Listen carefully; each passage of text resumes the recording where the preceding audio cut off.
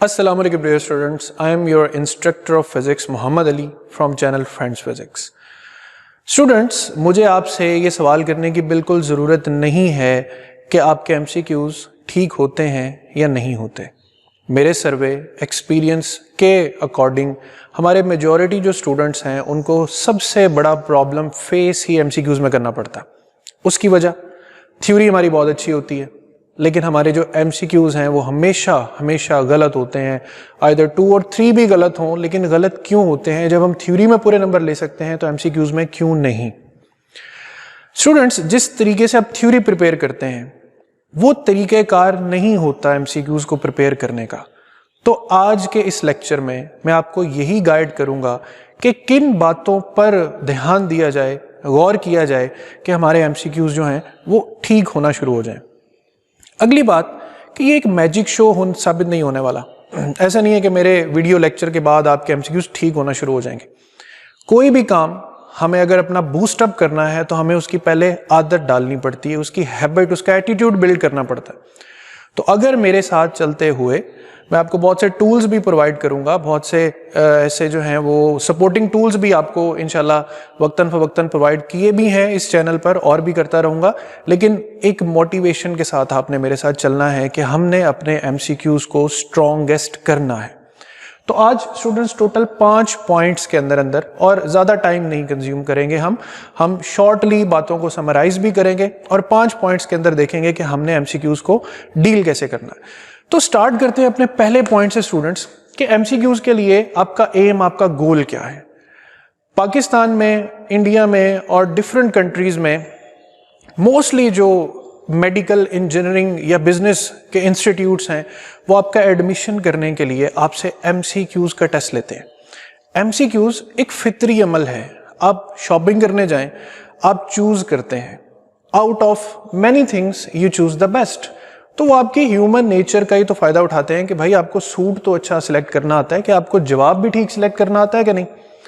तो आप सबसे पहले अपना एम, आपने डॉक्टर, इंजीनियर, बिजनेस, जिस भी फील्ड में जाना है वो आपका ड्रीम होना चाहिए। और ड्रीम सिर्फ सोचने का नाम नहीं है, ड्रीम को हासिल करने के लिए कुछ करना पड़ता है। ठीक है, तो हमें क्या करना पड़ना है, हमें किस तरीके से अपना गोल सेट करने के बाद क्या करना है। दूसरा पॉइंट है कि हमें जो भी करना है, मेडिकल, इंजीनियरिंग, बिजनेस, कुछ भी करना है, हमें अपने एग्जाम को अंडरस्टैंड करना है। एग्जाम अंडरस्टैंडिंग, जैसे MD कैट का एग्जाम है, जैसे ECAT का एग्जाम है, जैसे ईटा का एग्जाम है। तो स्टूडेंट्स, इन सब एग्जाम्स में क्या चीजें हैं? इन सब एग्जाम्स में 80 to 200 वेरिएशंस आती हैं MCQs की। मैक्सिमम 200 MCQs आपको दिए जाएंगे और उसमें से आपको 4 ऑप्शंस वाले MCQs में से बेस्ट सिलेक्ट करना है। आपको टाइम दिया जाएगा 1 or to 2 hour। उस टाइम के अंदर आपको स्टूडेंट्स ये MCQs अटेम्प्ट करने हैं।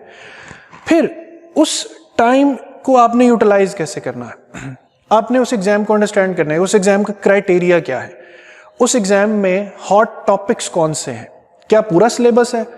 पूरा सिलेबस भी होना तो आप उस इंस्टीट्यूट के या उस एक खास फील्ड के पास्ट पेपर्स देखें, वो इंटरनेट पे इजीली अवेलेबल हो जाते हैं। आप देखें पास्ट पेपर्स में कि अगर ये फुल सिलेबस का एग्जाम लेते हैं तो कौन कौन से जो फील्ड्स हैं ये उनको ज़्यादा टारगेट करते हैं। जैसे फिजिक्स की मिसाल लें तो mechanics, optics, heat and thermodynamics, ये वो फील्ड्स हैं जिसमें से MCQs आने ही आने। इसी तरह आप बायो, मैथ के टॉपिक्स को भी शॉर्टलिस्ट कर सकते हैं। तो अपने सिलेबस को अंडरस्टैंड करें, फिर ये देखें कि कितने MCQs हैं, कितना टाइम है, और एक MCQ के लिए आपको कितना टाइम दरकार होगा। उस टाइमिंग प्रॉब्लम को भी आगे जाकर हम डील अप करेंगे। तो सबसे पहली चीज थी आपका गोल। दूसरा पॉइंट याद रखना है कि अपने एग्जाम को अंडरस्टैंड करें।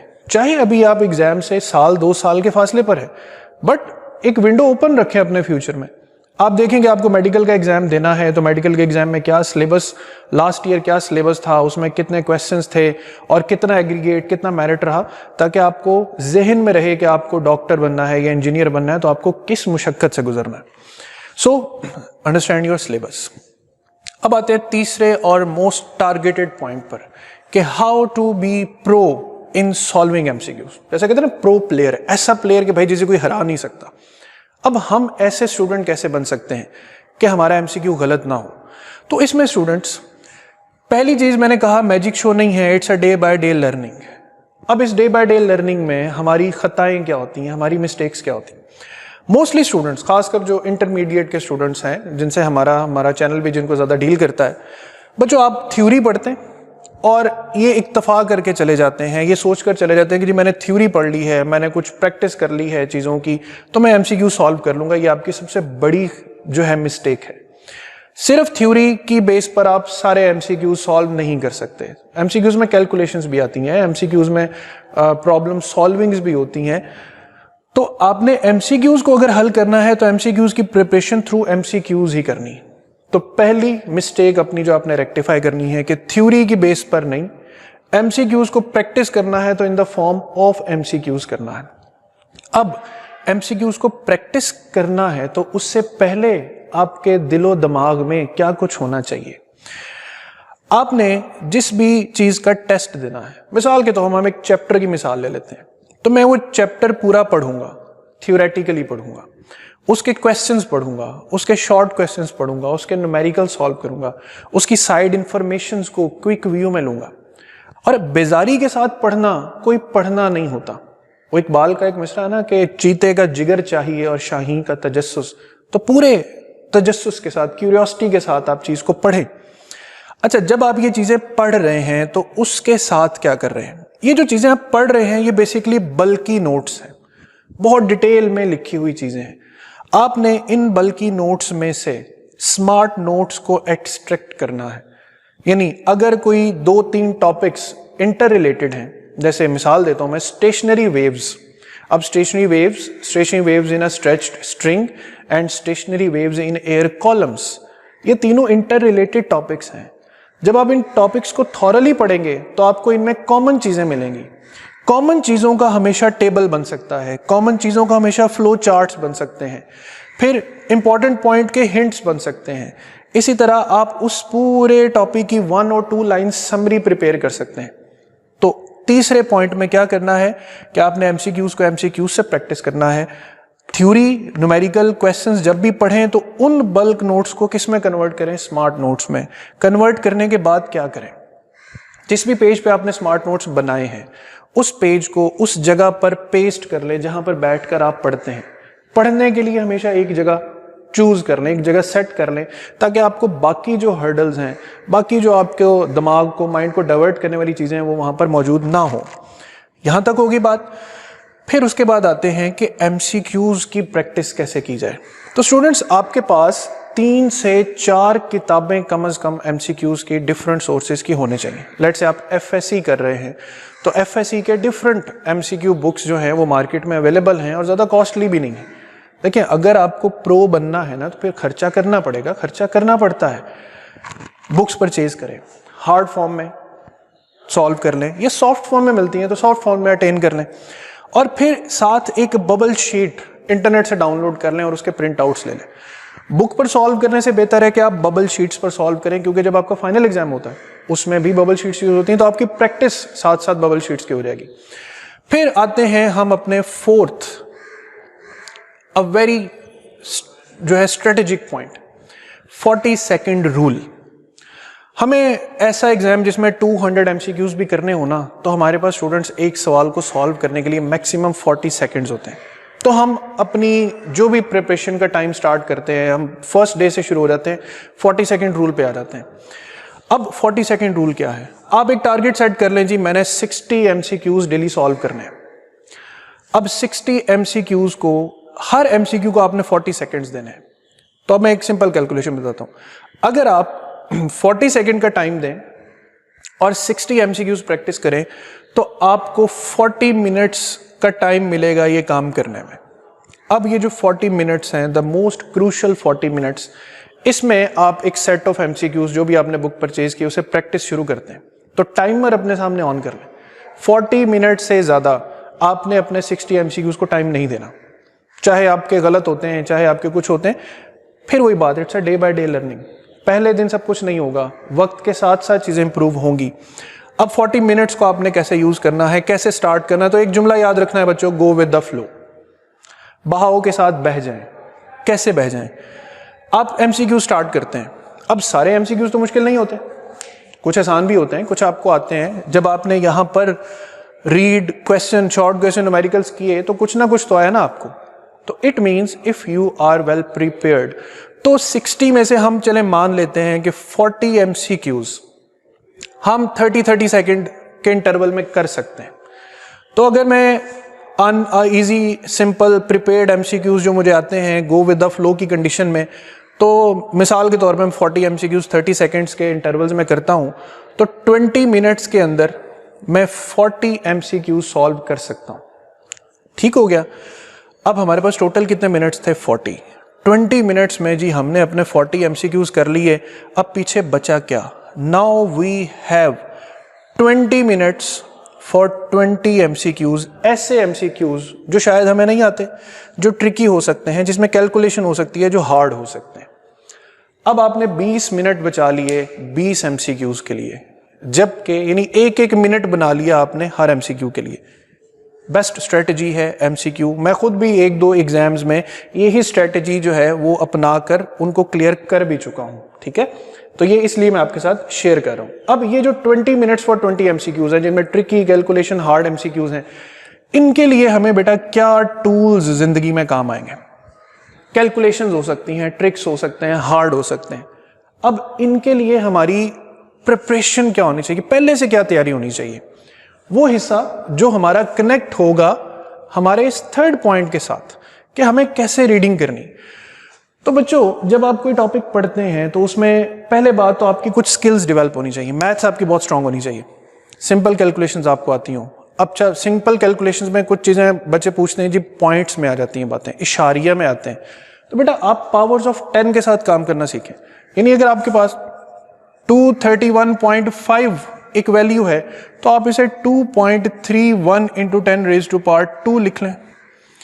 और फिर पावर्स ऑफ 10 के रूल सीखें कि अगर 10 की पावर्स आमने सामने हैं तो वो एडअप हो जाएंगी, ऊपर नीचे हैं, डिवीजन में है तो सब्ट्रैक्ट होंगी, उनके साइंस चेंज होंगे। एडिशन में किस तरह डील करना है, मल्टीप्लिकेशन में किस तरह डील करना है, ये टेक्निक आपको सीखनी पड़ेगी अपनी कैलकुलेशन स्ट्रॉन्ग करने के लिए। क्योंकि जो फाइनल MCQs के पेपर्स होते हैं इंस्टीट्यूशंस के, उसमें कैलकुलेटर्स अलाउड नहीं होते, लिहाजा ये मुशक्कत आपको करनी पड़ेगी और प्रॉमिस मी कि आप ये करेंगे। दूसरी चीज, try to remember. What to remember? देखिए, स्क्वायर रूट्स होते हैं बहुत से नंबर्स के, √2, √3। तो इस तरह एक टेबल बना लें कि √3 की वैल्यू इतनी होती है, √4 की इतनी होती है, √5 की इतनी होती है। 10 तक स्क्वायर रूट्स याद कर लें। फिर जनरल स्क्वायर रूट्स तो हमें याद ही होते हैं, 49 का स्क्वायर रूट 7 होगा, 81 का 9 होगा, एटसेट्रा। फिर साथ साथ एक इंपॉर्टेंट चीज, ट्रिग्नोमेट्री में बच्चे बहुत वीक होते हैं। Sine, cos, tan, angles values नहीं याद होती। Sine 60, cos 30, tan 45। तो इसका भी टेबल इंटरनेट से इजीली अवेलेबल है। आप वो टेबल डाउनलोड करें, उसको खुद लिखें और वो एक तरतीब में लिखा होता है। एटलीस्ट 0 to 180 डिग्रीज तक आपको ये साइन, कॉज और टैन की वैल्यूज ज़बानी याद होनी चाहिए। फिर पाई के वैल्यूज, पाई स्क्वायर, 2 पाई, 6 पाई, ये वो कॉन्स्टेंट्स हैं जो बहुत से फिजिक्स के फॉर्मूलाज में आते ही आते हैं। इनकी वैल्यूज को मेमोराइज कर लें। अगली चीज, इन्हीं कैलकुलेशंस में बच्चों कुछ यूं भी होता है कि ऐसे सवाल भी आते हैं जिनमें कुछ कॉन्स्टेंट्स प्रोडक्ट्स और रेशियोज में आ रहे होते हैं। जैसे E is equal to HC over lambda, ये फोटोन एनर्जी की कैलकुलेशन। अब H और C दोनों कांस्टेंट हैं, आप H और C दोनों को मल्टीप्लाई कर लें। अच्छा, इसका जवाब आता है 20 इंटू 10 रेज टू पावर -26। अब मैं जब भी कैलकुलेशन करवाता हूं बच्चों को तो मैं HC लिखकर डायरेक्ट लिख देता हूं। कैलकुलेटर पे आपका जवाब 19.9 इंटू 10 रेज टू पावर -26 आएगा। मैं इसको राउंड ऑफ करके 20 से याद कर लेता हूं, ये मेरे लिए याद करना आसान है। ऐसे कोई भी कॉन्स्टेंट्स अगर मेरी नजर से गुजरेंगे तो मैं उन कॉन्स्टेंट्स के प्रोडक्ट्स बनाकर अपने पास लिख लूंगा। कहाँ लिख लूंगा? इन स्मार्ट नोट्स में जो मैं बना रहा हूं साथ साथ। फिर आती है बात शॉर्टकट्स पे। शॉर्टकट्स क्या होते हैं? जब भी हम कोई फॉर्मूला सॉल्व करते हैं ना, उसमें जैसे यहां पर हमें लेमडा, HC ओवर लेमडा, ये एक फॉर्मूला बनता है, ठीक है। अब हमें यहां पर लेमडा की वैल्यू पुट करनी पड़ती है, ऊपर HC तो कांस्टेंट रहता है। तो हम इन कांस्टेंट्स की मदद से रिपीटेडली आने वाले जो आंसर्स होते हैं उनका एक ऐसा जनरल फॉर्मूला बना लेते हैं कि बस हमें एक वैल्यू पुट करनी पड़े और हमारा आंसर आ जाए। अब मैं आपको कुछ शॉर्टकट्स की डिटेल बताता हूँ। जैसे एनर्जी ऑफ फोटोन अगर आपने डायरेक्ट इलेक्ट्रॉन वोल्ट में निकालनी है तो ये एक शॉर्टकट है, 1240 electron volt divided by wavelength, and this wavelength should be in nanometers. अब ये कुछ ताकीद होगी, एक शॉर्टकट हो गया। एक्स रेज में लैम्डा मिनिमम फाइंड करने का वैसे फॉर्मूला है HC/EV, बट HC और E मुझे पता है कांस्टेंट है, तो मैंने उनकी कैलकुलेशन पहले ही करके रख ली, 12400 angstrom divided by voltage. Similarly percentage increase या परसेंटेज डिक्रीज के क्वेश्चंस आते हैं। मिसाल के तौर पे एनर्जी मोमेंटम रिलेशन है, सवाल आता है कि if momentum of a body increases by 100% then kinetic energy of a body will increase by. अब इसका पूरा एक लंबा डिटेल प्रोसेस है, बट वो प्रोसेस करने के बाद हमने थोड़ा सा, अब इसमें आपको टीचर एक अहम रोल प्ले कर सकते हैं। दूसरा, परसेंटेज इंक्रीज डिक्रीज के हवाले से मैंने एक वीडियो भी अपने चैनल पर बना कर रखा है, उसमें परसेंटेज इंक्रीज के शॉर्टकट्स भी बताए हुए हैं, परसेंटेज डिक्रीज के भी शॉर्टकट्स बताए हुए हैं। इसी तरह जब सिंपल हार्मोनिक मोशन पे जाते हैं तो जी वो कौन सी डिस्प्लेसमेंट है जिस पर वेलोसिटी मैक्सिमम का हाफ हो जाएगी, उसका शॉर्टकट है। जब कैलकुलेशन करते हैं शॉर्टकट है। सिंपल हार्मोनिक मोशन में पोटेंशियल एनर्जी की और टोटल एनर्जी की रेशो 1/n² आती है, काइनेटिक टू टोटल की ये रेशो आती है। टर्मिनल वेलोसिटी में अगर रेडियस गिवन हो तो ये शॉर्टकट यूज होता है, मास गिवन हो तो ये शॉर्टकट यूज होता है। यानी ये वो चीजें हैं जो फिर एक्सपीरियंस से आती हैं। इस एक्सपीरियंस को आप गेन कर सकते हैं अपने ऑनरेबल टीचर्स से। आप उनसे पूछें कि सर अगर इसका कोई शॉर्टकट बनता है तो काइंडली मुझे बताएं, अगर इसकी कोई शॉर्ट फॉर्म है, और यकीनन अगर उसका कोई शॉर्टकट बनता होगा तो आपके जो एक्सपीरियंस टीचर्स हैं वो आपको यकीनन बना कर देंगे। तो ये जो काम बेटा आप करते जाएंगे ये कहाँ पर इकट्ठे होते जाएंगे? आपके स्मार्ट नोट्स में। अब देखें, अगर ये मेहनत आपने पहले से की हो तो क्या हमें 20 मिनट्स कम है ट्रिकी कैलकुलेशन और हार्ड एमसीक्यूज करने में? बिल्कुल भी नहीं। हमारी मेमोरी बूस्ट होगी, हमारा जो चूजिंग एबिलिटी है वो स्ट्रांग हो जाएगी। तो ये चौथे पॉइंट तक अगर आप डे बाय डे लर्निंग करते हैं students, 60 MCQs at least per day, तो स्टार्टिंग में तो आपको 60 भी भारी लगेंगे, but a time will come जहां आपके रिफ्लेक्सेस इतने स्ट्रांग हो जाएंगे कि 200 एमसीक्यूज भी, क्योंकि जब हम एमकैट या ईकैट की प्रिपरेशन करवाते हैं तो मैंने अपनी आंखों से देखा है कि कुछ मोटिवेटेड स्टूडेंट्स जो हैं वो दिन में 400 एमसीक्यूज भी प्रैक्टिस करते हैं। अब ये सुन के हैरान होना नहीं है, आप चूंकि अभी उस प्रैक्टिस उस एटीट्यूड पर पहुंचे नहीं हैं इसलिए आपको लगेगा कि 400 एमसीक्यूज नो, लेकिन जब आपका एटीट्यूड बिल्ड हो जाता है, जब आपका रिदम बन जाता है तो फिर ये भी ज़्यादा नहीं रहते। अब आते हैं हम अपने 5वें आखिरी और सबसे ज़्यादा पसंद किया जाने वाला जो प्रोसेस है। अब इतनी मेहनत हर कोई दीवाना, हर कोई जुनूनी तो नहीं होता, तो कुछ हमारे स्टूडेंट्स ऐसे भी होते हैं जिन्होंने मेहनत ना करके ही एमसीक्यू सॉल्व करने, तो उनके लिए क्या ज़रूरी है? अब उनके लिए जो गेस है वो कैसे लगाना है? तो अगर तो आप जनरल टेस्ट दे रहे हैं तो उसमें तो भाई जो आपको अच्छा लगता है लगा दें, लेकिन अगर आप कोई कम्पिटिटिव एग्जाम दे रहे हैं, ठीक है, उसमें सबसे पहले आप ये देखें कि एग्जाम में नेगेटिव मार्किंग कितनी है। अगर तो नेगेटिव मार्किंग -1 है तो फिर गेस भी ना लगाएं, फिर बस जो आपको आते हैं वही करके एक पेपर देकर चले जाएं। अगर आप क्या करते हैं कि आपको 4 ऑप्शंस हैं और उसमें से आपको थोड़ा सा गौर करने पर लगता है कि ये 2 ऑप्शंस तो बिल्कुल नहीं हो सकती, आप उनको एलिमिनेट कर देते हैं। तो एलिमिनेशन मेथड एक जाना माना मेथड है कि आप ऑड ऑप्शंस को एलिमिनेट करते हैं। Now you have 2 options with a 50% chance of getting right and 50% chance of getting wrong. अब उन ऑप्शंस में से जिनको आपने शॉर्ट लिस्ट किया है, ये एनालिसिस आप जब एमसीक्यूज की बच्चों प्रैक्टिस करें, मैं आपसे क्यों कहता हूं बबल शीट क्यों यूज करनी है? जब आपके सामने बबल शीट आएगी एक पूरे 60 एमसीक्यूज की, तो आप उसमें देखें कि कौन सी ऑप्शंस बल्क में आ रही हैं, और आप ऑब्जर्व करेंगे जो बी और सी ऑप्शंस हैं ये बल्क में आंसर्स आ रहे होंगे। और बी और सी ऑप्शंस हमेशा एमसीक्यूज बनाने वाले जो होते हैं वो मोस्टली बी और सी ऑप्शन को ही प्रेफर करते हैं। अच्छा, अगर कोई एमसीक्यू ऐसा हो जिसमें ऑल ऑफ दीज की ऑप्शन आ रही हो, ठीक है, तो फिर इस बात का भी ध्यान रखना है कि एक्सपर्ट्स ये कहते हैं कि ऐसे एमसीक्यूज जिनमें ऑल ऑफ दीज की ऑप्शन मौजूद होती है तो मोस्टली उसका आंसर ऑल ऑफ दीज ही होता है। ये भी चीज, ये भी ट्रिक आपने जहन में रखना है। सो एलिमिनेशन मेथड पे आ जाएं और फेवरेबल ऑप्शंस क्या जहन में रखें, बी एंड सी ऑप्शन। तो गेस मेथड तब जब आपने ये सब काम नहीं करना, ठीक है, लेकिन थोड़ी बहुत प्रिपरेशन अपनी लाजमी रखें। हार्ड एमसीक्यूज कैसे सॉल्व होते हैं, और इसी तरह एमसीक्यू का जो लेक्चर होता है कि आपने किसी टॉपिक को किस तरीके से पढ़ना और स्मार्ट नोट्स में कन्वर्ट करना है, तो चैनल पर जो MD-CAT फिजिक्स की प्लेलिस्ट है उसमें आप कोई से भी चंद लेक्चर्स सुन लें। उसमें मैंने टॉपिक्स को पढ़ाया ऐसे हुआ कि हमने बल्कि चीज़ को स्मार्ट में कैसे कन्वर्ट करना है और उस स्मार्ट में से हमने अपने काम की इंफॉर्मेशन कैसे बिल्ड करनी है। तो स्टूडेंट्स, अगर आप ये 5 पॉइंट्स, क्या 5 पॉइंट्स, अपना एम सेट करें, टारगेट सेट करें, अपने एग्जाम को अंडरस्टैंड करें, नंबर 2 पॉइंट था। नंबर 3 पॉइंट था, कॉमन मिस्टेक्स ना करें, थ्योरी से एमसीक्यूज मत करें, एमसीक्यूज की practice in the form of MCQs करें और प्रैक्टिस से पहले अपनी रीडिंग, अपने बल्कि नोट्स को स्मार्ट नोट्स में कन्वर्ट करें। फिर 40 second rule, the best rule for solving any kind of examination, और उसमें भी क्या कि अपना आसान वाले एमसीक्यूज को, गो विद द फ्लो में आसान एमसीक्यूज को करें, अपना टाइम सेव करें मुश्किल के लिए। टाइम सेव हो गया, अब ये जो चीज़ें हैं इसकी कैलकुलेशन भी मैंने आपसे कहा कि आपके स्मार्ट नोट्स के साथ अटैच होगी। अगर आपने ये काम किया होगा तो फिर आपको इन चीज़ों में मुश्किल नहीं पेश आएगी। शॉर्टकट्स बनाएं, शॉर्टकट्स सीखें, शॉर्टकट्स समझें, और फिर अगर आप गेस मेथड पर जाना चाहें तो वो मैंने आपको कुछ टिप्स जो है वो बता दी हैं। तो यहाँ तक है हमारा आज का लेक्चर स्टूडेंट्स के हाउ टू सॉल्व एमसीक्यूज। उम्मीद है आपको पसंद आया होगा। पसंद आए तो इसको लाइक कीजिएगा, अपना भी ख्याल रखिएगा, हमारे चैनल का भी ख्याल रखिएगा। अल्लाह हाफिज़।